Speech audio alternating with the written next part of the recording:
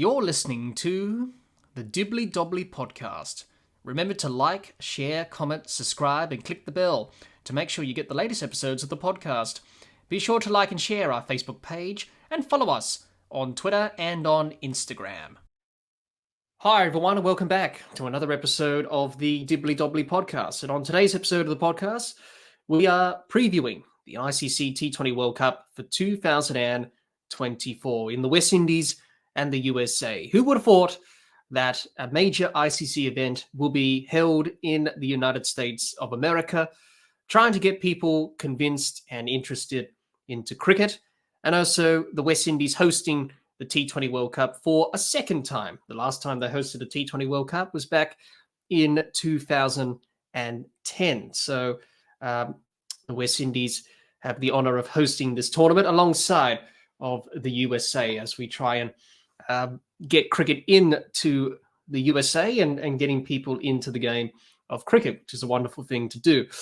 But on today's episode, as I mentioned, we're going to be previewing the ICC T20 World Cup for 2024, talking about all the 20 teams that are participating in this T20 World Cup, from the associate nations to the full member nations, and talking about their chances, their squads, their strengths and weaknesses, and also predicting what may happen in the tournament as well when it comes to who's going to qualify from the group stage to the Super 8s, who's going to be in the semi-finals, who's going to be the leading run scorer and leading wicket taker, and who's going to be the winner of this T20 World Cup for 2024. So it's going to be a very long episode today. So do stick with us as we try and navigate our way through all these things that I just mentioned in this preview of this T20 World Cup. But without further ado, let's get into it. Now, I thought to start this T20 World Cup preview for 2024, I thought I'd go over the format for this ICC T20 World Cup for 2024, because in 2024, the format is different from previous T20 World Cups in the past. Now, in this T20 World Cup in 2024, we have 20 teams. We have a group stage and a Super 8 stage, and obviously semi-finals and a final. So for those who may not know or new to the T20 World Cup experience and don't know how the format will work, let's go over the format and talk about how this T20 World Cup will go about things with the format sort of system that is in place. So basically, we'll start with the group stage. Now, in the group stage, you have 4 groups of 5 teams. So Group A, B, C, and D.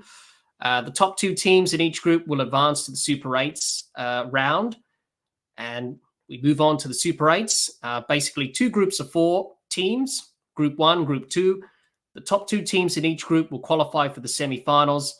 And then obviously the winner of the semi-finals to advance to the final. And then obviously in the final, whoever wins the final will win the T20 World Cup for 2024. So basically a very simple format. And also let's have a look at the groups in terms of where the teams are placed in each particular group. We'll start with Group A, USA, the co-hosts, Canada, India, and Pakistan, and Ireland. That's the teams in Group A. Group B, Australia, England, Oman, Namibia, and Scotland. Group C, the West Indies, the host nation, New Zealand, Afghanistan, Papua New Guinea, and Uganda. And last but not least, Group D, South Africa, Sri Lanka, Bangladesh, the Netherlands, and Nepal. And that's pretty much the groups and the teams in each group and the format of this T20 World Cup. So for those who are wondering how this T20 World Cup will go, that's a bit of a rundown of the format and the groups and where the teams are placed in terms of how this tournament will go. So a fairly straightforward format, very easy to follow. Obviously 20 teams, obviously 16 teams in the T20 World Cup previously. The ICC have decided to bump that up to 20 for this edition and for further editions of the T20 World Cup to include the associate nations and to grow and develop the sport around the world, which isn't a bad way to get people involved in the game of cricket. So that's pretty much the format and the groups. for this T20 World Cup for 2024.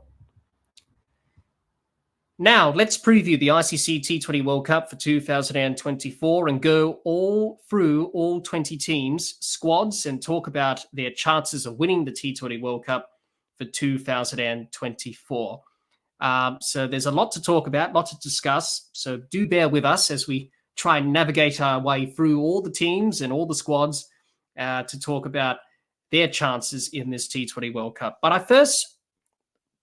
thought to start off, I should say, this preview, I thought we talk about the associate nations and their chances in this T20 World Cup, because obviously the reason the T20 World Cup was 20 teams in this edition is to ensure the growth and development of the game around the world and to give associate countries around the world an opportunity to participate in a T20 World Cup, to make it easier for them to enter the tournament and to pretty much gain experience, grow and develop as cricketers and teams.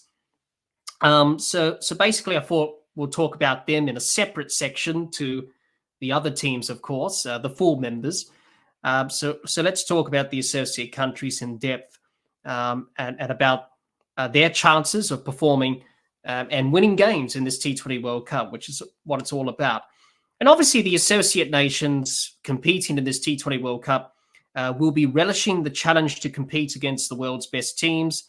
Out of the associate countries participating in this World Cup, 3 playing their first ever T20 World Cup. Obviously, that's the USA, Canada, and Uganda. And Uganda has an amazing story to tell. Obviously, their story to even qualify for this event is an amazing story in itself, and we'll get to that in a minute. So pretty much those countries I mentioned, first time we're seeing them at the T20 World Cup, and we wish them all the best. So let's hope, as I mentioned before, the associate countries can have success in this T20 World Cup, learn a lot, develop, obviously playing against the world's best teams. It's a great opportunity for all of them to learn and develop and really grow as a cricket team, but also develop and inspire the next generation of cricketers from their country to take up cricket. So let's go through each of the teams and talk about their chances. We'll start with the co-hosts, USA, of course. We'll start with them and talk about their chances and what can we expect from them. Now, pretty much for the USA, with the ICC and cricket trying to really push the growth and development of cricket in the States, we've been doing that since the dawn of time. Throughout the years in the game of cricket, throughout the history of the game, there are many people that have tried to convince many Americans to play cricket over the years. Some succeeded, some failed. This T20 World Cup and with the Olympics in 2028 in LA, will it be a pivotal moment in terms of growing and developing the sport in the United States? Now, with the USA, all eyes are on the USA. They're the co-hosts with the West Indies for this T20 World Cup. They didn't have to qualify. They qualified automatically, being a co-host alongside of the West Indies. And as I mentioned before, can they inspire the USA public to get behind them and get interested in cricket? That's the big question really going to come out of this T20 World Cup once the tournament finishes, is will that be the ideal outcome for the game in America? Now, as we know, Americans can be very patriotic. Any sport that America takes part of, rest assured that the Americans will be back in their team. So hopefully that's the case for America in this T20 World Cup. And hopefully we do see some American fans come through the gates and support their team. For the USA coming into this T20 World Cup, they've got some confidence. Recently, they played a series against Bangladesh, a T20 series in the lead up to this tournament. They won the series 2-1 in the best of 3. They won the first 2 games, and then they lost the last game. So that will definitely give them some confidence going into this T20 World Cup, knowing that, we've beaten Bangladesh for the first time in our history. Obviously, Bangladesh haven't been playing well themselves, but still for the USA, it's a good win to have going into the tournament itself. The question is, can they win a game? That's the question. Can the USA win a game in this tournament?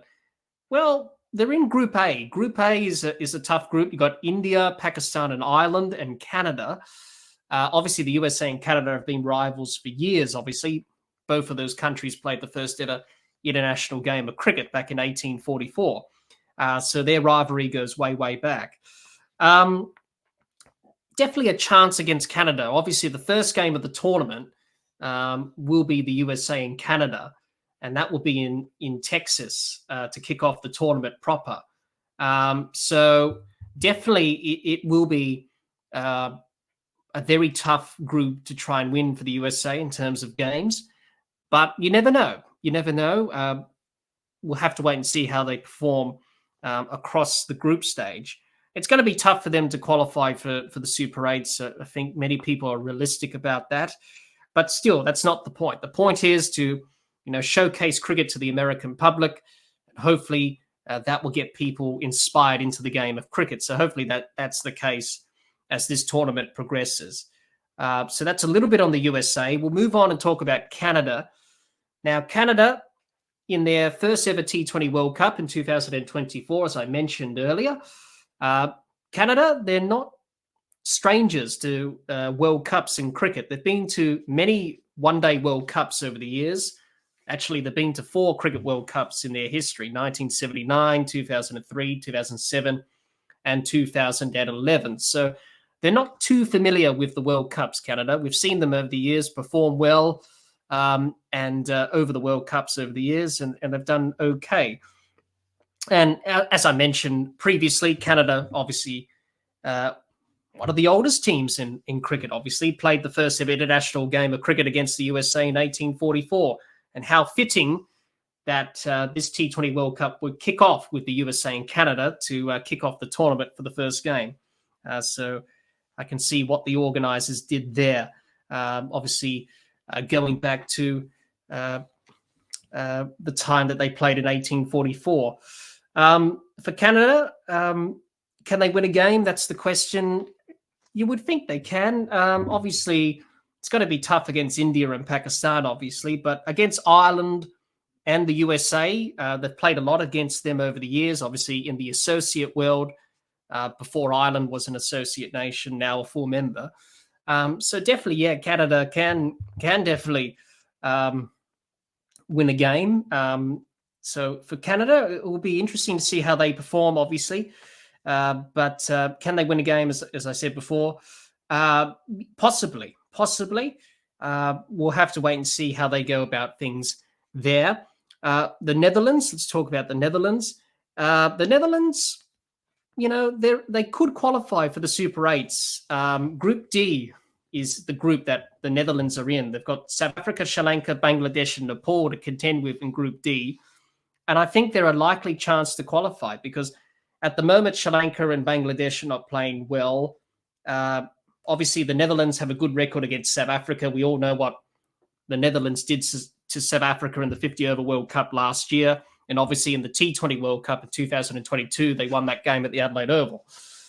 So the Netherlands are more than capable of qualifying to the Super 8s. And obviously, we know from the Netherlands, they are capable of pulling out great performances. Obviously, in T20 World Cups, back in 2009, when the T20 World Cup was in England, obviously the Netherlands had that famous victory against England at Lord's, and they won by 4 wickets.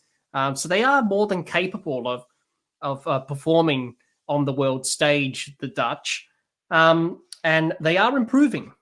We saw in the T20 World Cup in 2022, also the 50-over World Cup in 2023. The Netherlands are improving year on year. They're probably one of the strongest associate countries in this T20 World Cup, maybe up there with Scotland as one of the 2 strongest teams out of the associate nations in this T20 World Cup. So the Netherlands, for them, I think they're a good chance of going through to the next stage of this T20 World Cup, that's for sure. Obviously, they've got to play well, but what they've done before is really encouraging in terms of performances. And hopefully in this T20 World Cup, they can definitely cause some surprises in Group D, because that will be an interesting group, as we will discuss a bit later on. about Group D with Sri Lanka, obviously Bangladesh and South Africa and Nepal. That group could be interesting in terms of causing a few surprises. So definitely the Netherlands are in with a good shout of qualifying there. Let's move on and talk about Oman. Oman, pretty much one of the strongest teams in the Asia region, Oman. Obviously qualified with Nepal from the Asian qualifiers last year to take part in this T20 World Cup this year. Out of the two spots, Oman and Nepal pretty much got those two spots in terms of the qualification for this event. Oman over the years have been playing well, and they've produced some good performances over the years. They're in a tough group. They're in Group B with Australia, England, and Namibia and Scotland. They could win a game, Oman. They may back themselves against Namibia and Scotland. The games against Australia and England are going to be tough, obviously, but if they can be competitive and show some good competitiveness in those games, I think that will be the order of the day. But definitely against Namibia and Scotland, they could win against those two teams, and they could get a win in this tournament. So for Oman, participating in their third World Cup, obviously 2016 was their first T20 World Cup. This one in 2024 is their third. So definitely they've learned a lot from the previous experiences. Hopefully they can come out with some good results and put in a good performance or two in this T20 World Cup. We move on and talk about Namibia. What a team Namibia has been in T20 World Cups. Over the last couple of World Cups they participated in, 2021 and 2022, they've done very well. They've performed well in those two T20 World Cups. And they're a nation that's on the rise, Namibia, obviously a country in Africa. Obviously one of the co-hosts for the next 50-over World Cup, which is in 2027. So Namibia and cricket, definitely good things happening over there. As I mentioned with Oman, same with Namibia. Obviously in Group B, they've got Australia and England to contend with, and Scotland, and obviously Oman. So Namibia can win a couple of games, I think. Definitely against Scotland and Oman if they play at their best. Obviously, Australia and England will be a bit of a stretch, but if they can show some good competitiveness and fight, then that will be a good result for them. But definitely they could win some games. They've got a good team and squad that they've selected. They're on the rise. They've been playing some good cricket over the last few years. They can definitely make an impact in this T20 World Cup, that's for sure. Namibia. We move on, talk about PNG, Papua New Guinea, and talk about them. They've been very strong for many years, Papua New Guinea. In the East Asia Pacific region, they've been very strong. They've always dominated world qualifiers for World Cups and all that stuff. It was no surprise that they qualified for this T20 World Cup from the Asia Pacific region. They're very strong, as they have been for a lot of years. And they've got a lot of potential, and they've got players who are well experienced and know what they're doing. For Papua New Guinea, this is their second T20 World Cup. They played their first one in 2021, missed out in 2022, but in 2024, they've got another opportunity. They're in Group C, Papua New Guinea, with the West Indies, New Zealand, Afghanistan, and Uganda. So there's a real opportunity for Papua New Guinea to win a game, most likely against Uganda. The other games with the West Indies, New Zealand, Afghanistan may be a bit challenging for them. But for Papua New Guinea, if they can be competitive, show what they're made of, they can definitely cause some upsets in Group C. That's another group that's going to be quite interesting as well in terms of who's going to qualify for the Super 8 stage. That's definitely another group that is definitely going to be causing a few surprises. But for Papua New Guinea, good to see them back here in the T20 World Cup. One of the strong teams in the Pacific region. Good to see them back, and hopefully they can get some good results in this T20 World Cup. We move on and talk about Uganda. What a story Uganda has been. Uganda, a great achievement to even qualify for this T20 World Cup. They defeated Zimbabwe in the African qualifiers last year. And obviously that was the story of the cricketing world. To be honest, not a lot of people heard about it because of the coverage of associate cricket. A lot of these victories and achievements don't really get talked about quite a lot. But they won against Zimbabwe, and many people thought Zimbabwe could have been in this T20 World Cup this year. Unfortunately for them, they've gone backwards, Zimbabwe. But for Uganda, it's a wonderful story. It's their first ever T20 World Cup. There's no big expectations on Uganda. Obviously, for them, it's just about to go out to this T20 World Cup, have some fun, enjoy the moment, and pick up a few fans along the way in terms of introducing new people to Ugandan cricket.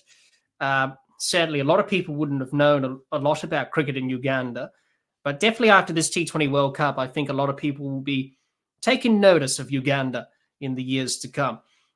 They're in Group C as well, with Papua New Guinea. They've got the West Indies, New Zealand, Afghanistan, and Papua New Guinea. So for Uganda, as I said, there's no real big expectations on them to win a game, given that they're in a group that, have some very good teams in world cricket, obviously. But for Uganda, it's all about the experience, learning, developing, being accustomed to playing cricket at this highest level. And they thoroughly deserve to be here, absolutely deserve to be here. And what a story Uganda has been. So I'm really going to be interesting to see what they do in this T20 World Cup, Uganda. And we wish them all the best. Nepal, let's talk about Nepal. First T20 World Cup for Nepal since 2014, which was the T20 World Cup in Bangladesh. They're back here 10 years later in 2024. Now, Nepal have been playing well over the last few years. They've been playing well in T20 cricket over the last few years. They're one of the strongest teams in Asia in terms of, the teams in the associate realm. They're one of the strongest teams, obviously, in the associate world when it comes to the Asia region. And not a surprise that they qualified for this T20 World Cup alongside of Oman in the qualifiers last year in Asia. Now, for Nepal, for them, they're in a tough group. Obviously, South Africa, Netherlands, Bangladesh, and Sri Lanka. That's in Group D. But Nepal, if they play well, they may cause a few surprises in terms of upsets. Group D, as I've already discussed before, is one of those groups that are going to cause some surprises in this T20 World Cup. It's going to cause some surprises in terms of, that group could go either way in terms of who will qualify for the Super 8. So if Nepal, they can definitely back themselves against Bangladesh and Sri Lanka. The Netherlands, they play a lot against them as well in the associate world. So they've definitely got a chance to win a game or two if they really put a complete performance together, Nepal. So let's hope that's the case. But as I said, tough group, but they may cause some upsets and make it difficult for other teams to try and qualify for the Super 8. So it'll be interesting to see how the Nepal team goes. And last but not least, Scotland, to wrap up the associate countries in this T20 World Cup. Now, Scotland, we associate with Scotland with World Cups over the years, 50-over World Cups and T20 World Cups. They produced some good performances here and there. Obviously, in the last T20 World Cup in 2022, they defeated the West Indies in the first round, which pretty much knocked out the West Indies to progress to the Super 12 stage in the World Cup, in the T20 World Cup in 2022. For Scotland, they're in a tough group. They're in Group B. They've got Australia, England, Oman, and Namibia. But they will back themselves to win games in that group. More so with Oman and Namibia. A bit of a test against Australia and England. Obviously, when Scotland plays against Australia and England over World Cups over the years, they haven't done so well against those two teams. So it'll be a bit of a challenge for the Scottish team. But, like with the other associate nations, it's all about trying to put your best foot forward and, surprise a few people. They may surprise a few people, Scotland. Probably them and the Netherlands are probably the two strongest teams out of the associate nations who are pretty much on the top of the table when it comes to rankings alongside the other associate countries. The Netherlands and Scotland are pretty much at the top end. So they are one of the strongest teams from the associate contingent in this T20 World Cup, Scotland. So obviously this is their sixth T20 World Cup. They've been to 6 T20 World Cups in the past: 2007, 2009, 2016, 2021, 2022, and this one in 2024. So they've got a lot of experience at T20 World Cup level, Scotland. So it's all about just making sure that they can put a complete performance together, and hopefully they can come out on top and win a few games and get some good results under their belt. Pretty much that's what you expect from all the associate nations, really. So that's pretty much the associate nations, and some concluding thoughts on the associate nations before we move on to preview the full members in this T20 World Cup. Pretty much for the associate countries, it's all about, enjoying the experience, learning from the best, and gaining knowledge and developing and hopefully inspiring the people back home in those various countries to take up the sport and say, hey, this is pretty cool. I want to be a cricketer. And that's what it's all about. That's what it's all about. Usually that's what sport's about. When you see your heroes or you see your role models play in World Cups or big tournaments like this, you want to inspire to be like them and one day hopefully be there yourself. So hopefully that's the case with the associate countries, of course. And obviously, realistically speaking, probably we may not see them go through to the next stage of the Super 8s, but that's beside the point. The point is that they're here. They deserve to be here.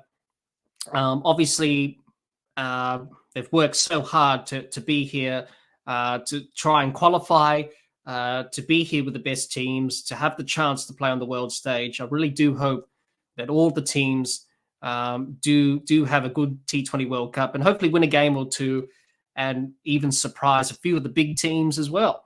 That's what it's all about. So we wish all the associate nations all the best in this T20 World Cup for 2024. Now then, moving on, as we progress through this preview, as I said earlier, it's going to be a long preview in terms of previewing all the 20 teams and talking about them. So do bear with us. We are getting through it. So let's talk about the full member countries in this T20 World Cup for 2024 and talk about their chances of winning the T20 World Cup for 2024. So we'll go through and talk about the full member countries from each group, Group A, Group B, Group C, and Group D, and talk about their squads and talk about their chances. So first of all, we'll start off with Group A. So we'll talk about India, Pakistan, and Ireland in Group A, the full member countries. First of all, we'll talk about India. And we'll talk about India and their chances of winning this T20 World Cup potentially. So their captain is Rohit Sharma. India have won a T20 World Cup before. That was back in 2007.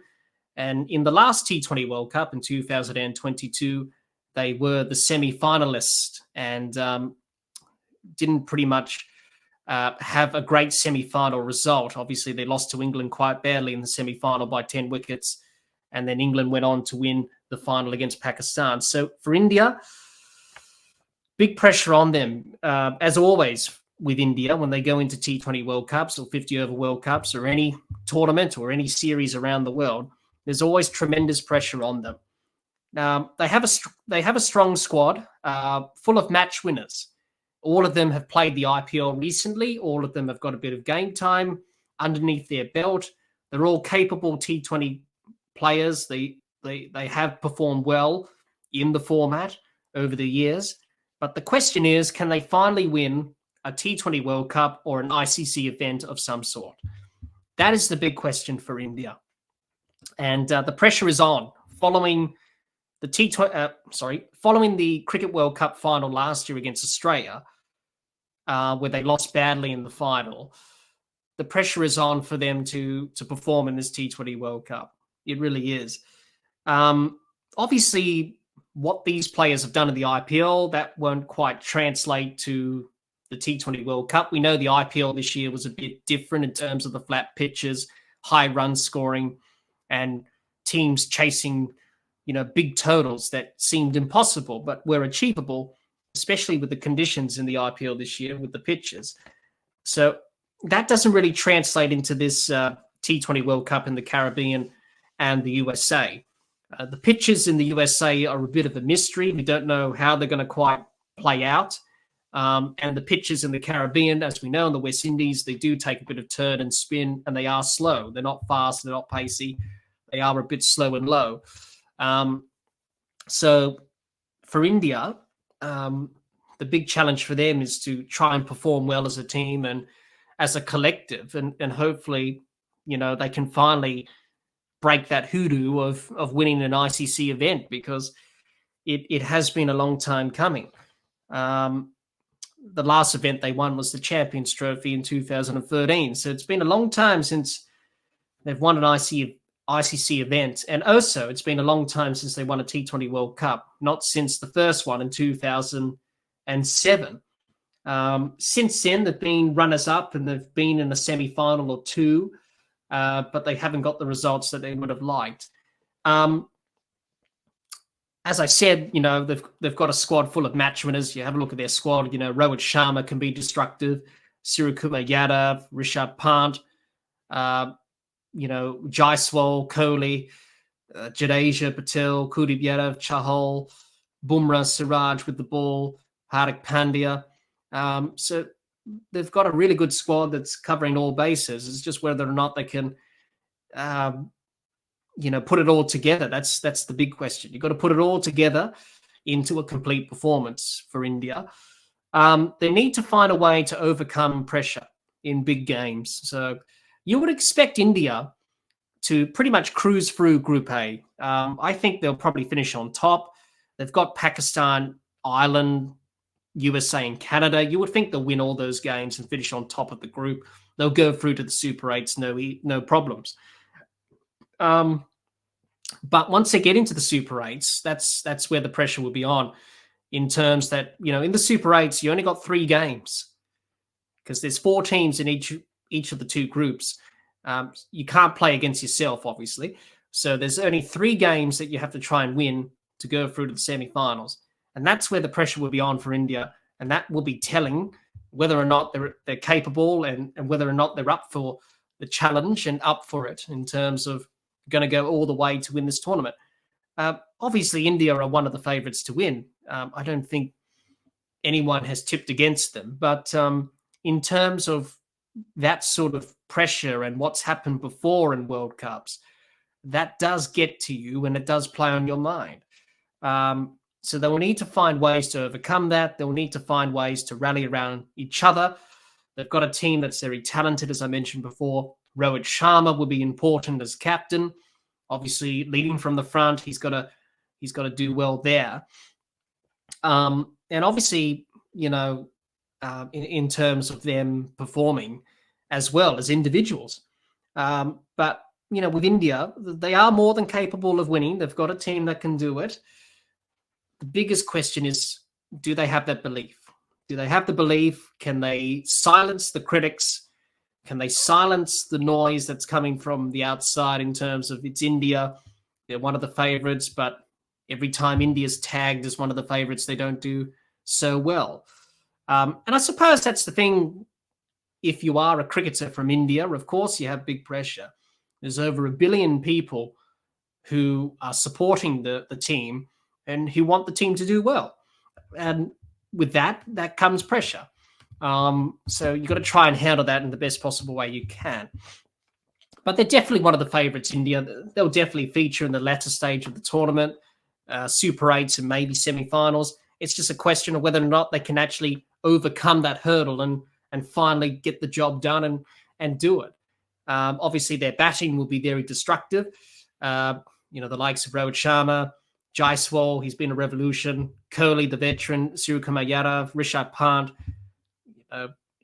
and the like. Their bowling attack, their spinners will be very effective in the Caribbean. Jadeja, Patel, Kuldeep Yadav, Chahal, Arshdeep Singh has done pretty well since he's come into the fold.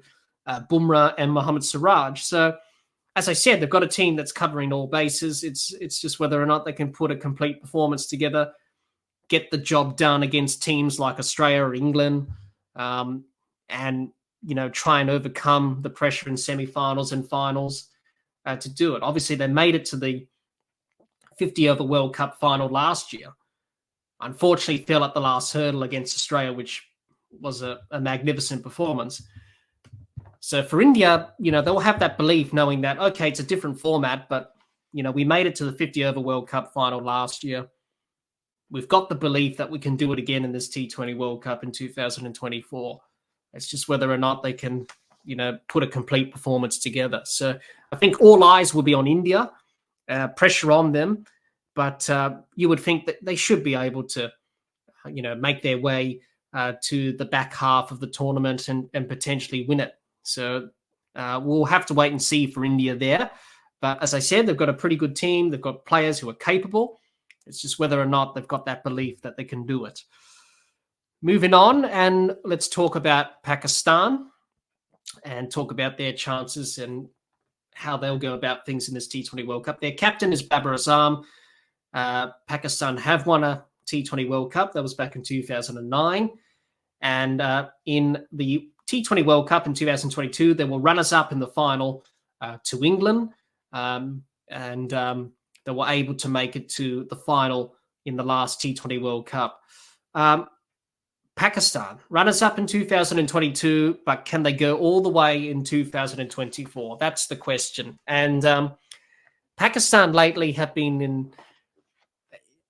haven't been really performing well in T20s. They've been a bit up and down. In the lead up to this T20 World Cup, they lost to Ireland by 5 wickets. In a series in Ireland recently, they lost by 5 wickets, but they went on to win the T20 series 2-1, but they did lose that game against Ireland. And the T20 series against England, they've been quite poor in that series in England. In the lead up to this T20 World Cup, they have been very poor.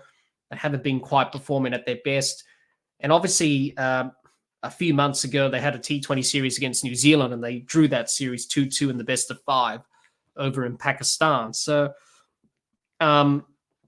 Pakistan, yes, as we're accustomed with Pakistan, very hit or miss, very inconsistent, and going into this T20 World Cup, there's a lot of question marks over whether or not they'll qualify for the Super 8s and whether or not they'll make it all the way. But with Pakistan, they've got this ability to, come back, and we've seen that in the World Cups. We saw that in the T20 World Cup in 2022. They didn't quite play well, and then they came back, and then they made it to the semi-finals and then qualified for the final. And then in the 50-over World Cup last year in India, obviously didn't quite perform well, obviously. They were very disappointed up front. They lost games early on in the World Cup, and they were trying to come back, and it was a little bit too late, and then they missed out. So for Pakistan in this T20 World Cup, they can't afford to do that. They can't afford to start off on the wrong notes. They've got to really hit the ground running. Obviously, Babar Azam is back as captain. He obviously relinquished the captaincy. He wasn't the captain anymore of the Test side or the One Day, or I think he was still captain of the One Day side. But the T20 side, he wasn't captain. That was given to Shaheen Shah Afridi. And now going into this T20 World Cup, Pakistan have decided to give the captaincy back to Babar Azam, hoping that things would change in their favour. It just sort of is the way with Pakistan cricket. It's a bit up and down and a bit chaotic on and off the field. But you would think, based on their current form, they may struggle, but based on their qualities and against the other teams in Group A, obviously they've got Ireland, Canada, and the US. You would think they should win those games against those teams. The game against India will obviously be a big one. Of course, that's in New York. That will be a big game for them. But they may lose that game against India because obviously India have a good record against Pakistan in ICC events.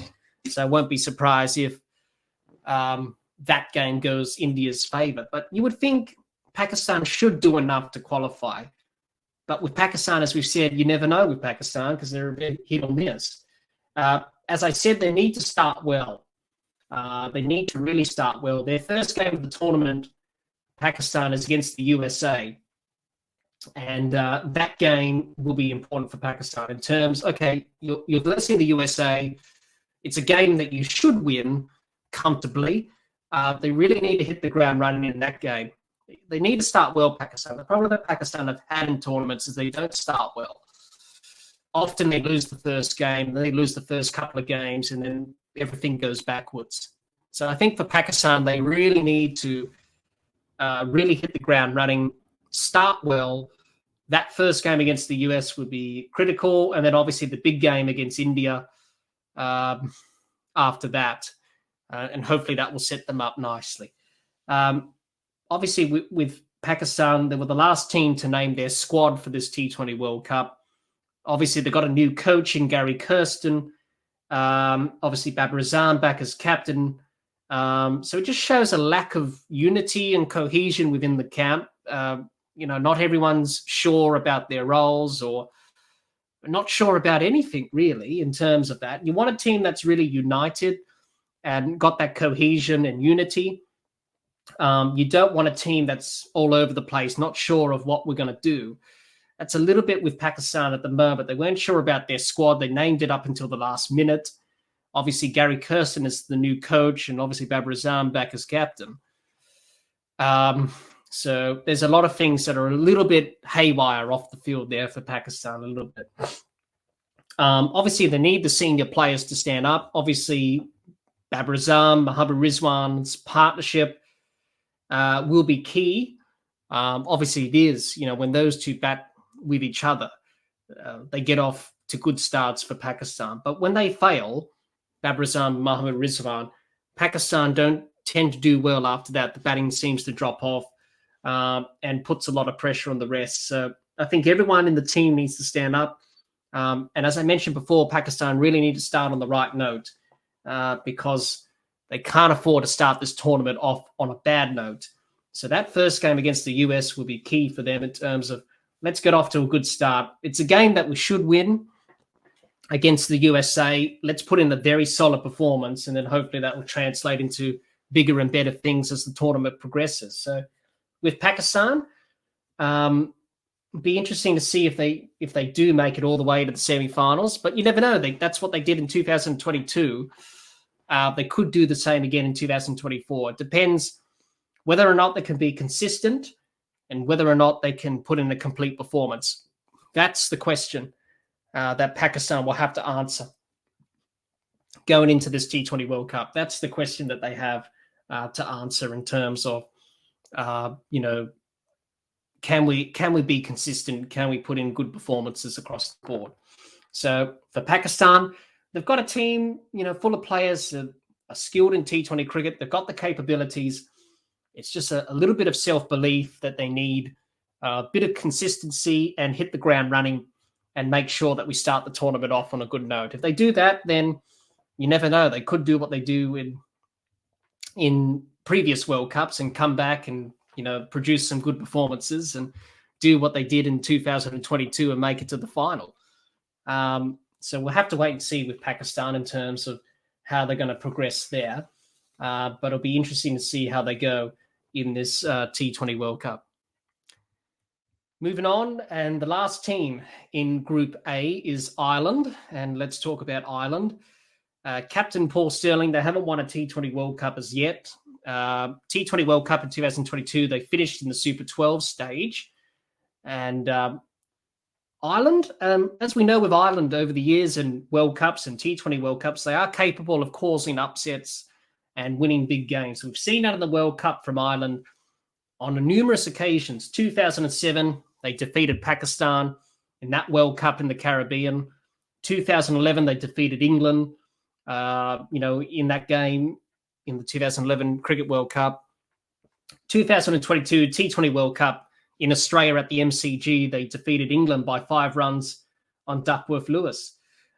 So they are capable of causing big upsets in T20 World Cups and World Cups, Ireland.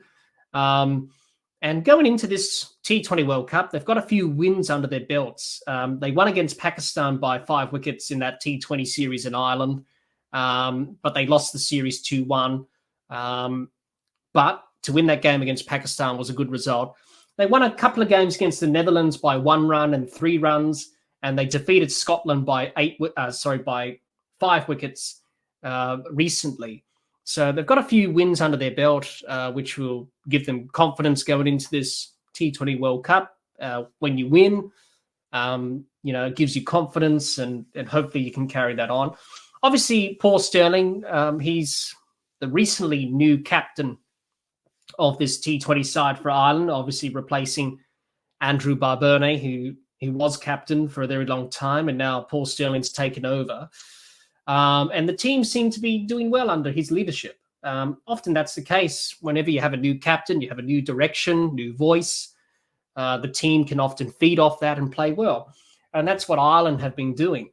And they're in a tough group, obviously Group A with India, Pakistan, Canada, and the US. But I think Ireland are a good chance to qualify if they can win the games against the US and Canada. And then if they can defeat Pakistan again, like they did in that T20 series in Ireland, then they're probably a good chance of probably making it through if they do play well. They are capable. They've got a squad that's been to a couple of World Cups and T20 World Cups now. Obviously, for Ireland, this is their 8th T20 World Cup. Their first was back in 2009. So for Ireland, they haven't made it to a semi-final or anything higher than that in T20 World Cups throughout their T20 World Cup history. But this could be a good year for them in terms of, if they play well, put in a complete performance together, then they are more than capable of doing it. And, putting in a good performance here and there and really performing well. As I said, Ireland can do that in World Cups. And we've seen over the years that Ireland are getting better. They're developing and they're getting better. The more experience they get, the more opportunities they get at T20 World Cups or 50-over World Cups or any global event. They seem to do well and they seem to be improving, which is good. Obviously, for them, this T20 World Cup, I think they will back themselves to win a game or two. Whether or not they qualify for the Super 8s is another question. But they've got players who can perform well in T20 cricket. Obviously, Paul Stirling, the captain, he's been a veteran of many years. He's done pretty well in his T20 career. So they've got players who can do that. It's whether or not they can put it in to a complete performance. So be interesting to see what Ireland do in terms of their T20 World Cup campaign. But I really do hope that they win a few games and hopefully shake up a few things in Group A, because they can definitely do that. They can definitely shake up Group A a little bit if they, win a couple of games here and there and probably cause an upset, maybe defeat Pakistan or India. You never know. So we'll have to wait and see for Ireland. But, for them, it's all about just being consistent, playing well, and hopefully they can, cause a few surprises in Group A. Now, let's move on and talk about Group B. And Group B obviously has Australia and England as the full member countries. Let's talk about Group B and talk about, obviously, Australia and England's chances of winning this T20 World Cup. Obviously, 2 former winners of the T20 World Cup. So we'll start off with Australia. And their captain is Mitchell Marsh. They've won a T20 World Cup. That was back in 2021. And back in the 2022 T20 World Cup, Australia didn't qualify for the semi-finals. They finished in the Super 12s. And it was a bit of a disappointing campaign at home for Australia in the 2022 T20 World Cup for Australia. So Australia, going into this tournament, they are the favourites to win. You can't deny that. You can't discount them. Obviously, the 2022 T20 World Cup, as I mentioned, was a bit of a poor T20 World Cup for Australia. Obviously, it was at home. It was a year after they won the 2021 T20 World Cup in the UAE, and they didn't quite perform at their best. So they'll be hoping that this T20 World Cup in 2024 in the Caribbean and the US will definitely help them in terms of performing better and really challenging, to win this T20 World Cup. The squad that they've selected is a very strong squad, obviously full of experience. You've got World Cup winners who won, two 50-over World Cups in 2023 last year and 2015, the likes of Mitchell Marsh, Cummins, Stark, Hazelwood, Maxwell, Warner. They were a part of those two. Travis Head as well, Marcus Stoinis, Josh Inglis, Cameron Green as well, who were a part of that World Cup winning side last year. And also a few of them were a part of that World Cup winning side in 2015. Also, you've got members who were a part of the 2021 T20 World Cup win as well. Obviously, Samper, Agar, Wade, Marsh, Cummins, Josh Hazelwood, Matthew Wade, Stoinis, Stark, Maxwell, Warner, and Zampa. So, as I said before, it's a squad that's full of World Cup winners and experience, and that puts you in good stead going into big tournaments. And Australia know how to win tournaments. They know how to fight from adversity when their backs are against the wall. They always produce good performances. We saw that last year in the 50-over World Cup in 2023. We saw them, lose the first two games to India and South Africa, and then they came back and they won the whole thing. So they know how to win World Cups. That's for sure. Very capable of doing that again in 2024. Mitchell Marsh as captain. Mitchell Marsh, obviously everyone loves him in the Australian team. He's a good team guy, gets the best out of his teammates, and everyone loves Mitchell Marsh. Obviously, it's good to see Mitchell Marsh. It's been a very exciting year for Mitchell Marsh over the last few months, obviously coming back to the test side during the Ashes and scoring that 100. What he's done, obviously the World Cup last year as well, and now captain of this T20 side. It's good to see Mitchell Marsh, who's copped a lot of stick over his career, as we all know, finally full circle and leading his side in the T20 World Cup is a great thing for Mitchell Marsh. And, he's in good touch over the last couple of months to a year. So him as leader, I think was a good choice. Obviously, you don't want to burden Pat Cummins with the responsibility of captain. Obviously, Pat did a good job in the World Cup last year and doing a good job in the test format as well. So you don't really want to burden him too much. So selecting Mitchell Marsh was the obvious choice. He has done it before for Western Australia and the Perth Scorchers in the Big Bash. So it was a pretty good choice to have him as the skipper. With him at the helm, obviously Pat Cummins will definitely help Marsh.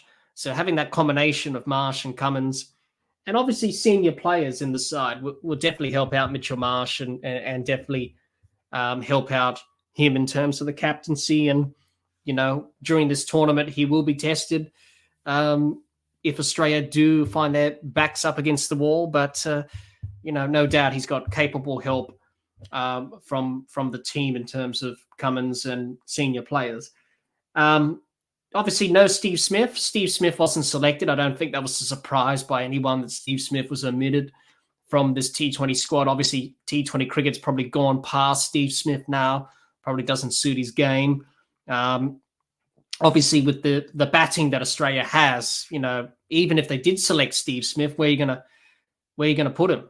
That's been the case. We know that Australia have been experimenting with Smith at the top of the order, opening the batting, but seeing that Travis Head's been doing well, and obviously they've selected David Warner. There was talk about Jake Briggs and McGurk being in the squad.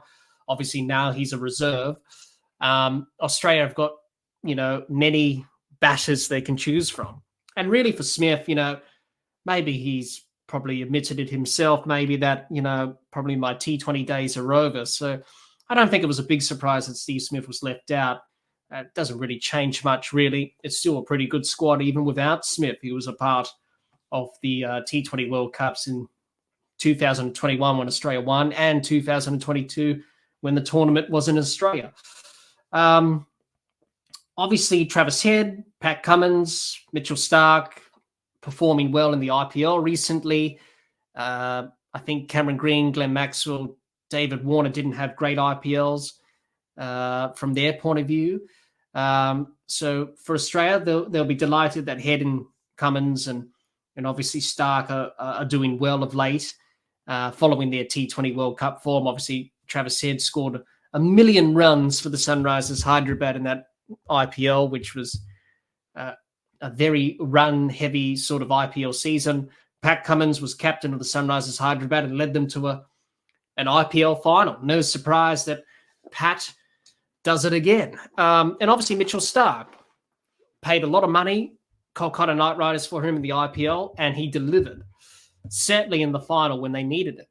And certainly for Australia, that will be good if he can continue on that form. So definitely for Australia, they should be pretty optimistic of qualifying from the group stage. They're in a group that they should top the group or should finish second. Obviously, they've got England in the group along with Oman and Scotland and Namibia. The game against England will be key in terms of whether or not Australia will top the group or finish second. And that game will pretty much decide who finishes on top. But aside from that, they should qualify for the Super 8s, and they should qualify, to the semi-finals potentially, and then, who knows from there, anything can happen. But they are more than capable of winning this tournament. So pretty much for Australia, they're a good chance to win. They know how to win World Cups. I wouldn't put it past them to win this T20 World Cup either. And I think a lot of people will be wary of Australia in this tournament. I really do think that will be the case. I think everyone will be wary of them, as you would, because they play some good cricket. So we'll have to wait and see what happens as the tournament progresses. But as I said, they've got a good team. In terms of the batting, it's very strong. The bowling's capable of doing some damage. And they've got a very strong squad, full of experience, full of match winners, full of World Cup winners. And that's what you need really in World Cups. You need that experience, and it serves you well. And hopefully that will be the case for Australia to win their second T20 World Cup and become the first team to hold the T20 World Cup, the World Cup, and the World Test Championship all at the same time. And, I think this Australian team, and I think the Australian setup, obviously, over the last year or so, dominating, obviously retaining the Ashes, the World Test Championship, the World Cup. This will be pretty much the cherry on top of the cake if they can, win this tournament. And, really sums up how dominant Australia are in World Cups. They just keep winning World Cups. They just can't stop. But, Australia definitely can't put it past them to win this T20 World Cup. So if you're an Australian supporter, I think you'll be very confident inside that the Australian team can make it all the way in 2024. Now we'll talk about England and talk about the defending champions, obviously. England, let's talk about them. Captain is Josh Buttler. They've won a couple of T20 World Cup titles, England, 2010 and the one in 2022 in Australia. And the 2022 T20 World Cup in Australia, they were the champions, of course, winning the final against Pakistan. England, can they be the first team to win back-to-back T20 World Cups? No one has ever done it in the history of the T20 World Cup. So if you see the list of winners in the T20 World Cup over the years, no one's gone back-to-back. Obviously, there are two teams that have won two titles, and that's England and the West Indies. Everyone else that's won a T20 World Cup, India, Australia, Sri Lanka, and obviously Pakistan have won one. So England can be the first team to win back-to-back T20 World Cups. They can also be the first team to win 3 T20 World Cups in the history of the tournament. But as I said, no team has won back-to-back T20 World Cups because the nature of the format, T20 cricket, very unpredictable, and whoever does well on the day will win the game. So it's not guaranteed that England will win this T20 World Cup, but they're more than capable of doing it. Defending champions from 2022. So a lot of pressure on England. Obviously, in the 2023 Cricket World Cup last year, they were absolutely terrible. Didn't play like the England that we knew. That aggressive, bold sort of England that we sort of associate with the Test side at the moment with Bazball. We didn't quite see that from England last year in the World Cup. Obviously, Buttler was captain. He was poor. Matthew Mott as the coach, former Australian women's team coach, now coach of England. He was under pressure. So there's a lot of pressure going into this T20 World Cup for England. Whether or not what happened in the World Cup last year will be the same again in this T20 World Cup. So that will be interesting. I think everyone will be interesting to see how England will play in terms, will they play with that aggressive style? Will they take the front foot approach, be attacking, be bold, or whether or not it will be the same as it was in the 50-over World Cup last year, because they did absolutely play horribly in that tournament last year. They've got a very strong squad. They've got match winners with the bat and with the ball, more than capable. Obviously, Jofra Archer is back. Be interesting to see how he goes. Will he play the whole tournament? Will he be rested? He's coming back from injury. That'll be interesting to see how Archer goes, but it's good to see him back, I suppose. And they can go all the way, England. They've got a capable squad that is able to perform well whenever they need to. But I think the biggest question for England is that mindset. I think, when Owen Morgan and Trevor Bayliss left the England setup, obviously as captain and coach, maybe the transition with Buttler and Matthew Mott probably had an impact on England and how they played in terms of the messaging and the direction that Matthew Mott and Joss Buttler want this England side to play. So let's hope going into this World Cup, if you're an England supporter, that the messaging and the direction is clear and that the players are able to execute that. You would think England, as I mentioned with Australia before, they should probably top the group. Obviously, Australia and England in Group B are probably the top 2 teams, you would think. Probably one of them will finish on top or bottom. The game against the 2 teams will determine who will finish on top and second. So it'll be interesting to see what England do in terms of their T20 World Cup this year. As I said, that they've got players who excel in T20 cricket all around the world. We've seen that in the IPL this year. Obviously, Buttler scored a few runs and the like. Phil Salt was very good. They've got players who can be destructive with the bat. Also, with the bowling side of things, are capable of taking wickets and doing that. But the question is the mindset and whether or not England will be the England that we know in terms of, that sort of brashness and boldness and aggressive approach, or whether it will be a timid sort of England performance as we saw in the 50-over World Cup last year. But England, definitely one of the favourites to win. You can't go past them. But they'll have to play very well to go back-to-back because, as history suggests, it's very hard to win back-to-back T20 World Cup titles. It hasn't been done before, but can England break the trend and become the first team to do that? We will have to wait and see. Moving on, let's talk about the full member nations in Group C. So that's the West Indies, New Zealand, and Afghanistan. And let's start off with the West Indies, who are the host nation of this T20 World Cup. And their captain is Rudman Powell. They've won a couple of T20 World Cup titles, the West Indies, 2012 and 2016. the T20 World Cup in Australia in 2022, they were knocked out in the first round, and they didn't really perform well in that T20 World Cup in Australia. The West Indies, that were very poor. The West Indies, what can we say about them? Pressure as the host nation. 2022, as I mentioned, they got knocked out by Scotland. They lost to them in the first round. They lost a couple of games after that, and they were pretty much out of the tournament in 2022. They'll be hoping for a better result in 2024. Home World Cup, first time the West Indies are hosting a T20 World Cup since 2010, which saw England win the 2010 edition in the Caribbean. Can the West Indies win a home World Cup? If they do win, they will be the first the first home nation to win a T20 World Cup. As we've seen and as we've discussed with England just before, it's very hard for teams to win back-to-back titles. It's very hard to win back-to-back T20 World Cups. It's also very hard for the host nation to win a T20 World Cup at home. Out of all the winners in the T20 World Cup's history, no one has won from the host nation.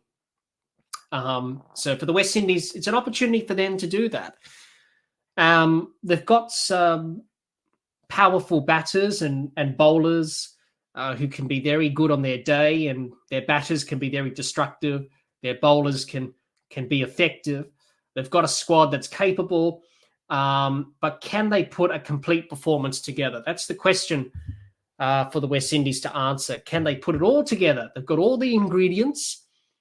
Can they make it work? Can they make the recipe work, so to speak, in terms of, performing well and going all the way in 2024? You would think so. And I think for world cricket, I think everyone would be very pleased if the West Indies would win this tournament, or in fact finish in a semi-final or two. And it's very important that the West Indies do that in terms of, trying to reinvigorate cricket in the Caribbean. At the end of the day, it would be nice if the West Indies would win this T20 World Cup. But if they don't win the T20 World Cup, the one thing that they will hope to get out of this T20 World Cup, the West Indies, is to try and get people back into cricket in the Caribbean. We know that the West Indies haven't performed well over the last few years. They've been very poor. They've been very poor on all fronts across all three formats. And it's very sad to see, people not interested in cricket anymore in the Caribbean because of the West Indies not playing well. So hopefully if they can put in a good performance in this T20 World Cup, hopefully that can change everything. And hopefully, it will get people back into cricket. Hopefully that's the case.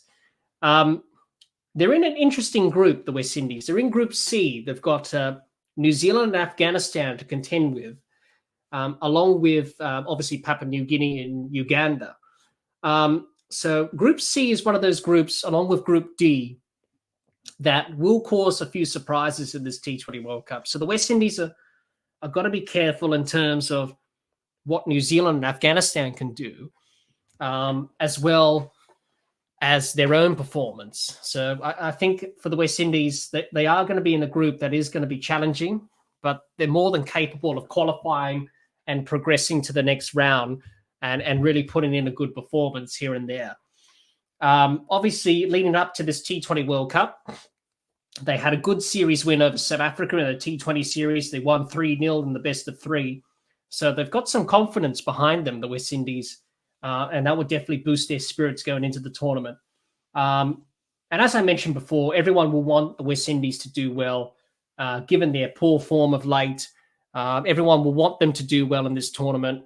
They will want them to go all the way, maybe at best finish in the semi-finals, but hopefully win the tournament if they're good enough. So for the West Indies, Group C would be interesting. It's going to be a battle between New Zealand and Afghanistan and trying to qualify there, but they're more than capable of going through to the Super 8s. They've got a good team of players that are capable. We know what they can do in T20 cricket.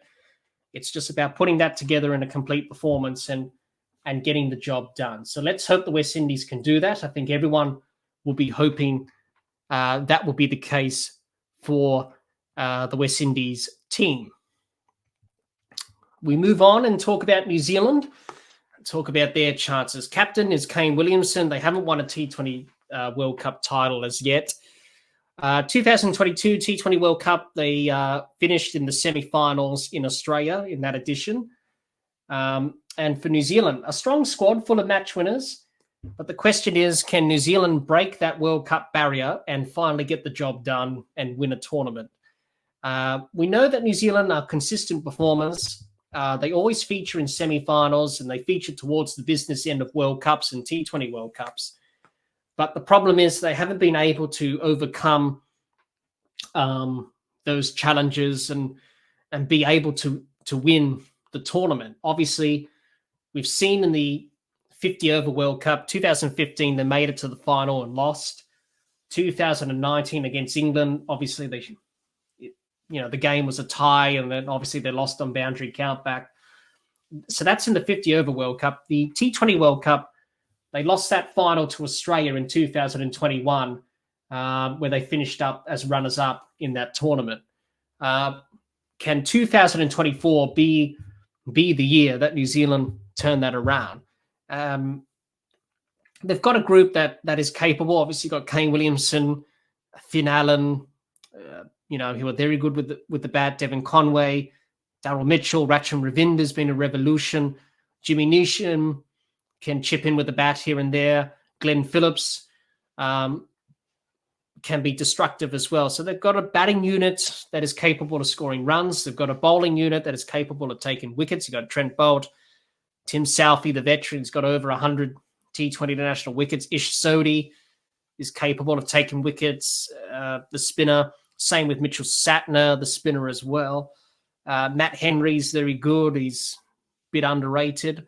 Lockie Ferguson can bowl some pace when needed. So they've got a team that is capable, covering all bases, New Zealand. It's just whether or not they can finally get the job done. That's the question that everyone has. But we will know with New Zealand, we know from them is that they are capable of punching above their weight. And when their backs are up against the wall, they always give it a good go and give it their best shot. As we've seen from them throughout the years. It's just whether or not they can finally believe that we can finally win a World Cup. They've been there, they've been thereabouts, but they haven't got the job done when the pressure is on. So that's a thing for New Zealand to contend with. Obviously, they're in a group with the West Indies and Afghanistan, Group C, obviously, which, as we've said numerous times in this preview, is going to be one of the groups that is going to be quite interesting in this World Cup because it could go either way. So New Zealand are in a bit of a challenge there in terms of qualifying for that and how they will go about that. But as I said, they're more than capable of getting the job done in Group C and potentially qualifying for the Super 8s and maybe the semi-finals. But as I said, they've got a pretty good squad. It's just about that belief of, can we put it together and can we just overcome that pressure from the top teams? Like, when we're playing against teams like England, India, or Australia, can we finally get over that hurdle and finally beat them and, go on and win the whole tournament? That's the question for New Zealand. But, looking at their team, they've assembled a pretty good squad. It's just whether or not they can put it together, New Zealand. That's the question that many people will be asking, if they can get the job done and put things together in the right place. Hopefully they can win a tournament, but we'll have to wait and see from a New Zealand perspective. Last but not least, Afghanistan. The last team in Group C. Their captain is Rashid Khan. They haven't won a T20 World Cup title as yet. They finished in the Super 12 stage in the 2022 World Cup, T20 World Cup in Australia. Afghanistan. Now, Afghanistan could surprise a few people in this T20 World Cup this year. Obviously, they're a good chance to qualify in Group C. They've got the West Indies and New Zealand. As I said before, that group will be interesting in terms of a few surprises. But yeah, Afghanistan, a real chance to qualify. We've seen from Afghanistan every tournament they go to, they seem to get better. They're improving. We saw that at the 50-over World Cup last year, and it was a very good 50-over World Cup from their point of view.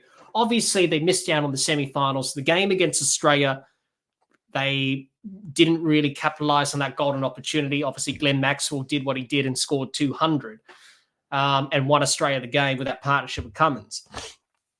But I hope Afghanistan, from their point of view, have learned a few lessons from that 50-over World Cup in terms of that game against Australia and going into this T20 World Cup. Yes, it's different format, but just being a bit calmer under pressure, being able to take the key moments, take the chances in terms of catches and taking wickets when you need to, and just winning those key moments in games. And that's going to be crucial for Afghanistan if they are going to make it to the Super 8s and beyond. But they are a good chance of qualifying. And I think the West Indies and New Zealand will be very wary of Afghanistan, knowing that, hey, they're improving, they're getting better. We're not going to let our guard down in terms of, we've got to play good cricket against them to beat them, because they will challenge Afghanistan. They will be competitive, as we've seen in the past. Rashid Khan as captain, obviously leading Afghanistan in this T20 World Cup. Obviously, he's going to be a big player for Afghanistan, of course. Their spin attack is going to be very effective. Obviously, that's their biggest strength, Afghanistan, is their spin attack. And obviously, Rashid Khan, Mujib, Noor Ahmed, very good spinners. I think in the Caribbean, they'll be very accustomed to those wickets that will turn and grip a bit. And their pace attack's pretty good as well. They've got some bowlers who can bowl some good pace and can really take wickets when needed. So, and their batting lineup as well is capable of scoring runs. And we saw that in the 50-over World Cup last year, being able to play accordingly to the situation and back their own abilities. So they've got a good squad that they've assembled. It's just whether or not Afghanistan have learnt the lessons from the World Cup last year, is that, when we are in moments in games that we're on top, we just got to remember that we got to make sure that we stay on top and not let the opposition back in. That was the mistake that they made against Australia, obviously, and that's where Glenn Maxwell just did what he did and played that innings of a lifetime. So for Afghanistan to win a couple of games in this T20 World Cup, also to qualify for the Super 8s, they got to really make sure that they win the key moments. If they do that, they're more of a chance of qualifying, from Group C. So Afghanistan, they may cause a few surprises in this T20 World Cup. We shall see what happens in their campaign. But I think they'll be very optimistic of, hopefully causing a few surprises in Group C and putting pressure on the West Indies and New Zealand, and may come out on top and may qualify. So it is definitely going to be an interesting group to see and see what Afghanistan will do. Moving on to Group D, the last of the groups, Group D of our preview of the 4 member nations, which includes South Africa, Sri Lanka, and Bangladesh. Now, first of all, let's have a look at South Africa and talk about them. Captain Aiden Markram, they haven't won a T20 World Cup title as yet. T20 World Cup in 2022, they finished in the Super 12 stage. And for South Africa, will 2024 be the year that South Africa win a World Cup in any format? That's the big question that everyone is asking. Or will it be another disappointing T20 World Cup or a World Cup campaign from South Africa? That's the other question as well. So South Africa, we all know the history of South Africa and World Cups. Can they break the narrative? Can they finally win a tournament? Can they play to their potential? Can they do it? That's the question. And they've got a pretty good squad. You look at their squad, it's pretty strong. Their batting's quite destructive. Heinrich Klaassen had a great IPL this year for the Sunrisers Hyderabad. We know what Quentin de Kock can do. We know what David Miller can do. We know what Aiden Markram can do. So their batting is quite destructive on their day. Their bowling attack is quite capable of taking wickets. You've got Rabada, you've got Shamsi there, you've got Maharaj, Coetzee. He had a pretty good 50-over World Cup last year, Gerald Coetzee. Anrek Nortje can bowl pace. Marco Janssen can swing it with his left arm. So they've got a squad that's capable of competing and challenging and being able to make it to the Super 8s and qualify for the semi-finals and potentially a final.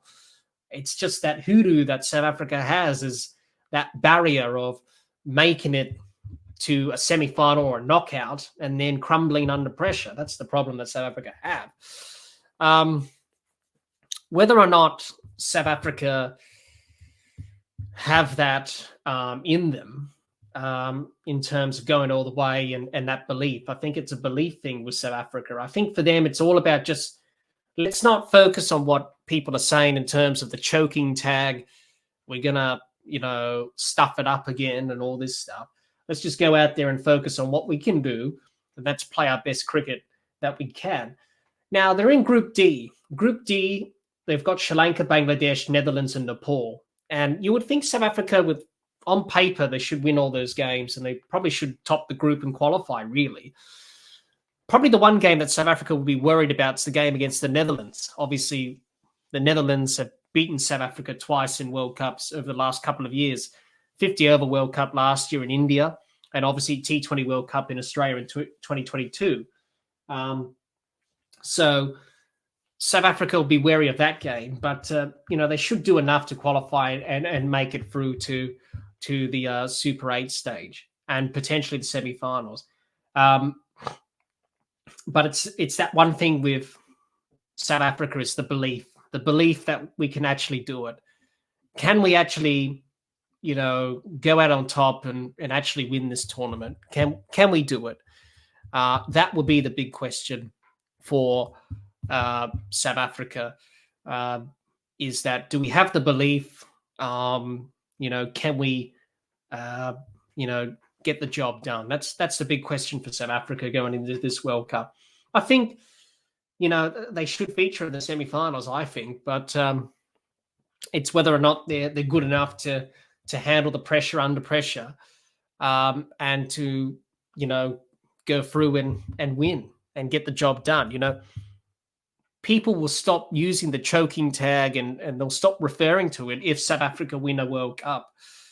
And so for the best way for South Africa to silence that is to win a World Cup. And they're more than capable of doing that. We saw in the 50-over World Cup last year, up until the semi-final where they got thrashed by Australia and lost quite badly. They were playing some good cricket. And then they fell at the last hurdle. So for them, this T20 World Cup, opportunity for these South African players to finally silence the critics and to hopefully win a World Cup for the first time. So it's going to be very interesting to see how South Africa go in this T20 World Cup, but they've got some capable players and a squad that can definitely challenge other teams in this T20 World Cup. Moving on, let's talk about Sri Lanka. Now, let's talk about their chances. Sri Lanka, their captain is Hasaranga, and they've won a T20 World Cup back in 2014. T20 World Cup in Australia in 2022. They finished in the Super 12 stage. Sri Lanka, what can we say about Sri Lanka? They haven't been playing well in the last couple of T20 World Cups. They haven't played well. They've been quite poor. The 50-over World Cup last year, they were poor. And 2024 may be the year that Sri Lanka may struggle again. They're in a tough group. They've got South Africa, Netherlands, Bangladesh, and Nepal. It's going to be very difficult for Sri Lanka to qualify for the Super 8s.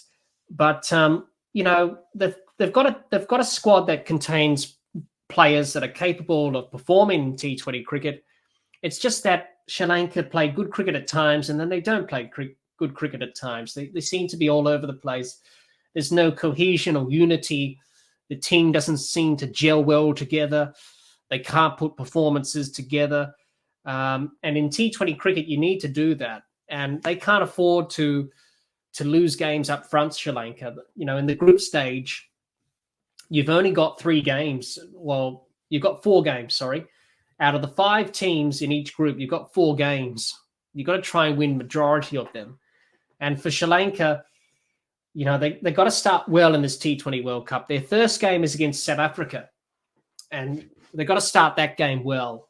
If they don't win that game against South Africa, they start poorly, and they have a bad result, then that could really set the tone for Sri Lanka throughout this whole entire tournament. So for Sri Lanka, it's important they start well. It's important the senior players start to stand up for them in terms of that leadership and leading from the front. You need your senior players to do that. And the senior players throughout the World Cups that Sri Lanka have played in the last couple of years or so, T20s and 50 overs, they haven't quite done that. But as I said, they've got capable players who can do it. Hasaranga is very good as a T20 spinner. Kusal Mendes is a very destructive batter. Same with Nisanka. Sama Wakamaria. What a World Cup he had last year for Sri Lanka at the 50-over World Cup. Angela Matthews, the veteran. Darshan Shanaka can produce some goods with the bat. Dhananjaya De Silva can play some innings here and there. In terms of Tikshana, a very handy spinner. Patarana, he's like a lass of Malinga, and he's been bowling well for the Chennai Super Kings in the IPL. And obviously Madashankar had a pretty good 50-over World Cup last year for Sri Lanka. Took a lot of wickets. I think he was in the top half of the leading wicket takers list in the World Cup last year. So they've got players who are talented, Sri Lanka. It's just about that belief and believing as a team that we can actually compete with these teams that are the best in the world. Excuse me. And putting in a good performance here and there. So for Sri Lanka, it's very important for them to start well in this tournament. I think it's vitally important for them to start well. They don't start well, then it could go backwards. But for them, it's about putting their best foot forward, backing their abilities and backing themselves to win. If they can do that, then they can win a few games.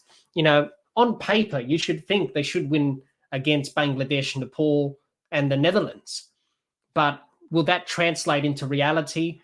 And will that translate into the results that Sri Lanka need? That is the question for them. But they are capable, Sri Lanka. They just need to put a good performance together in order to qualify, hopefully, for the Super 8 stage. And last but not least, from Group D, Bangladesh, to finish off our preview of the teams in Group D of the full member nations. And their captain is Nabajul Hussain Shanto. They haven't won a T20 World Cup title as yet. T20 World Cup in 2022, they finished in the Super 12 stage. And Bangladesh, as we discussed with Sri Lanka, the same with Bangladesh. They've been very poor in the last couple of T20 World Cups, especially in the World Cup last year in India, they were poor. They've been very poor, Bangladesh. They haven't been performing to their potential, really, which has been disappointing because they do have players that are capable.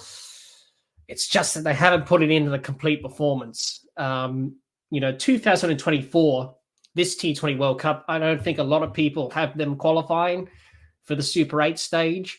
They lost a T20 match. Well, they actually lost a couple of matches in the T20 series against the USA recently. And you would expect Bangladesh to win those games against the US, but they lost a couple of them. And they won the last game of the series, but they lost the series 2-1 against the US. So, yeah, for Bangladesh, it is a very tough tournament ahead for them in terms of what they are going to do. In terms of any results, any wins, they may finish on the bottom of the group. You don't know because of the form they're in at the moment. It's very hard to judge. I think for Bangladesh, it's important the senior players stand up. Obviously, Shakib Al Hassan's been disappointing of late. He needs to stand up. Obviously, Shanto is the captain. He needs to lead from the front. They've got bowlers and batters who are capable of performing well It's just whether or not those can click, come together, and put in a good performance. If they do that, then that will be a very good thing for Bangladesh to try and do in this T20 World Cup. But based on current form, it looks like it's going to be a challenge for Bangladesh. They're in a tough group. They've got Sri Lanka, they've got the Netherlands, they've got Nepal, they've got South Africa. You would think they should win the games against Nepal and the Netherlands, but even in saying that, they lost to the Netherlands last year in the 50-over World Cup, Bangladesh, just with the way they're playing at the moment. So it hasn't been good for Bangladesh, but for them, it's important to start well. Their first game of the tournament is against Sri Lanka, and they've got to start that game well. Otherwise, if they don't start well, then that could be the tone of their tournament, really. And just like the T20 World Cup in Australia 2 years ago, and like the 50-over World Cup last year, they could be finishing on the bottom of the table in Group D. It's a real possibility. So for Bangladesh, they really need to perform well, back their abilities, back themselves, bit of self-belief. Just go out there and play the best possible cricket you can be. Play to your strengths and hopefully exploit the weaknesses of your opponents. But for Bangladesh, it is going to be a tough T20 World Cup for them. But they've got to keep fighting. And, you never know. They may win a game or two if they put a performance together. But it's definitely going to be very challenging for Bangladesh in this T20 World Cup. Now then, we come to that point of the preview where we do our predictions. So let's predict who will qualify from the group stage to the Super 8s and the teams who can feature in the semi-finals, plus the leading run scorer and leading wicket taker for the tournament, and the team who is going to win the T20 World Cup for 2024. Well, we'll start with the group stage qualification to the Super 8s. So Group A, I've gone with India and Pakistan to top Group A there to qualify for the Super 8s. Group B, I've gone with Australia and England. Group C, I've gone with the West Indies and New Zealand, maybe Afghanistan as a bit of a underdog team there. And then Group D, finally, I've gone with South Africa and the Netherlands. I think the Netherlands are a good chance to qualify from Group D based on Sri Lanka and Bangladesh's current form, and obviously Nepal being an associate nation. It's going to be tough for them to try and win enough games to go through to the Super 8s. So those are pretty much my predictions for the group stage into the Super 8s. India and Pakistan from Group A, Australia and England from Group B, West Indies and New Zealand from Group C, and South Africa and the Netherlands from Group D. We move on to the semi-final predictions in terms of the teams I think will probably most likely feature in the semi-finals. Now, the teams I think that will most likely feature in the semi-finals will be Australia, England, India, South Africa, West Indies, New Zealand. I think those teams are capable of making it to the semi-finals. Those are the teams that I feel that will do well in the group stage, Super 8s, and then eventually into the semi-finals if they do make it. So those are my teams to watch out for who could potentially challenge for a semi-final place. Leading run scorer and leading wicket taker, I've gone with Travis Head as my leading run scorer. Leading wicket taker, I've gone with Mitchell Starc, I should say. Basically, I've gone with Travis Head and Mitchell Starc to be my leading run scorer and leading wicket taker. Obviously, they've had a great couple of IPLs between them, obviously. Following the IPL this year, they did pretty well for their respective franchises. So for Australia to go on and win this tournament, those two are going to play a very significant part in terms of Australia eventually going to go on to lift the trophy come the final of this T20 World Cup. Travis Head's very destructive as a batter. We know what he can do. Mitchell Starc's very good as a limited overs bowler. We've seen what he's done 50-over World Cups over the years. We saw what he did in the IPL recently. There's plenty of great batters and bowlers to choose from in this T20 World Cup, but it's very hard to choose everyone. So I've gone with Travis Head and Mitchell Starc as my leading run scorer, and leading wicket taker. And last but not least, who do I think is going to win the whole tournament? Well, there are many winners that I think could win the tournament. Obviously, India, Australia, England, South Africa, New Zealand, the West Indies. Those teams are most likely probably going to win.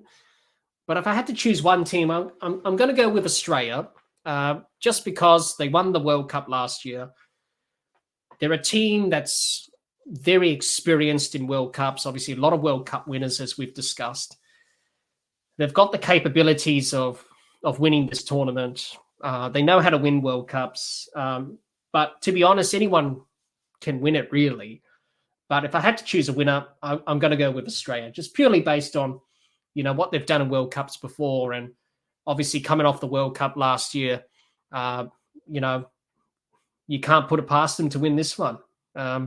More than likely to win. But we have to wait and see once the tournament finishes come the end of June. So if you're listening to our ICC T20 World Cup 2024 preview on the Dibbly Dobbly Podcast YouTube channel, let us know in the comments your predictions for the teams to qualify from the group stage, the Super 8s, teams to feature in the semi-finals, and who will win the T20 World Cup 2024, plus the leading run scorer and the leading wicket taker for the tournament. We would love to hear what you have to say in the comments. My final thoughts to end our ICC T20 World Cup 2024 preview. My thoughts on this T20 World Cup and what I'm expecting from this tournament as a whole. It's going to be an interesting T20 World Cup. Obviously in the West Indies and the USA, it's sure to be an interesting T20 World Cup for 2024. Obviously with the mix of full member nations and associate nations, 20 teams in this tournament, a different format.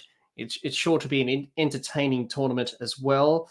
It will be interesting to see what sort of an impact this tournament will have, especially in the USA, as the ICC and cricket try to really push cricket in the States.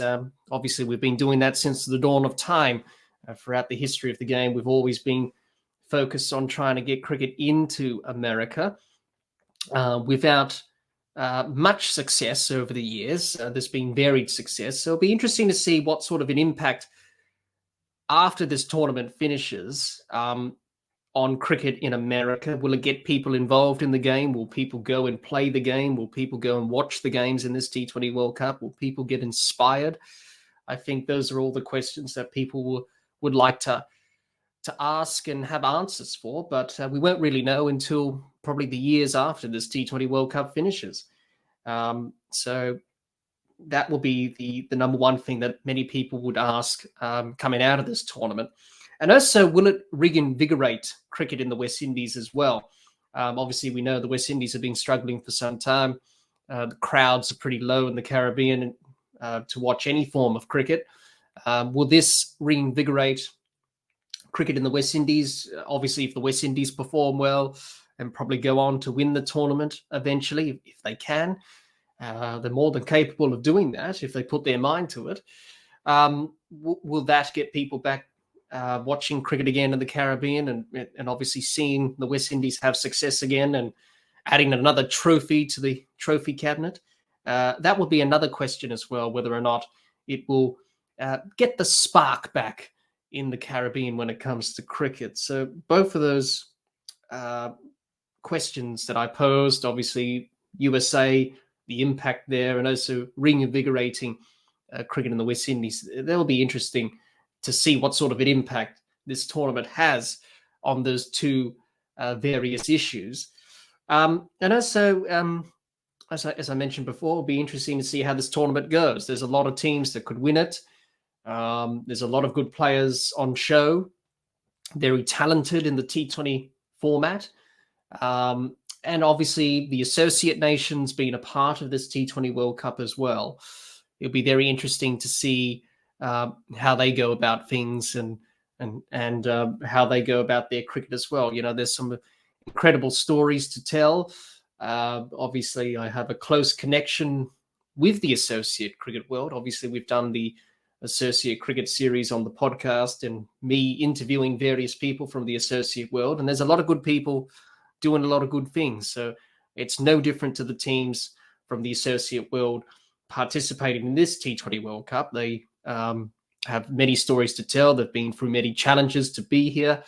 So it'll be interesting to see if they have success and hopefully win a few games or two and probably cause some upsets and probably make things a little bit interesting in the group stage in this T20 World Cup. So that's what it's all about for them.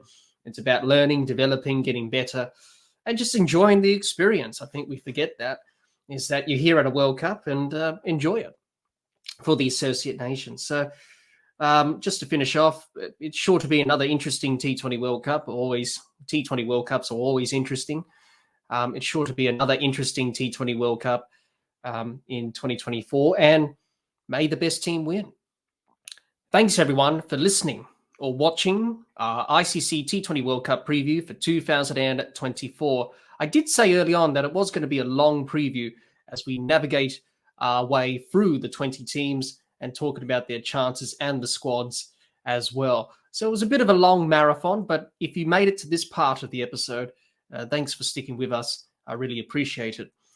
Before we go, remember to subscribe to our YouTube channel so you don't miss out on our coverage of the ICC T20 World Cup for 2024. We will be providing match reviews, live streams for all Australia's T20 World Cup matches in the group stage, and if they do make it to the Super 8s as well, and the semi-finals and the final, and reviews from the group stage and the Super 8s stage as well. So make sure you subscribe to the channel so you don't miss out on all those things, and also click the bell to get those notifications as well. Thanks for watching and listening. Until next time, keep safe and bye for now.